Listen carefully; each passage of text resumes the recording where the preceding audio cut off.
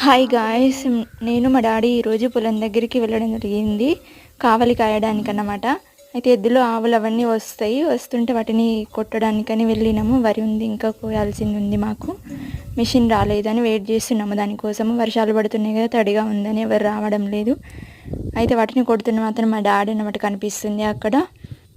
ఫార్మర్స్కి అయితే ఇది just natural life అండి. ఓకే గాయ్స్, ఫుల్ వీడియో కావాలంటే నేను యూట్యూబ్లో అప్లోడ్ చేశాను, వెళ్ళి చూడండి.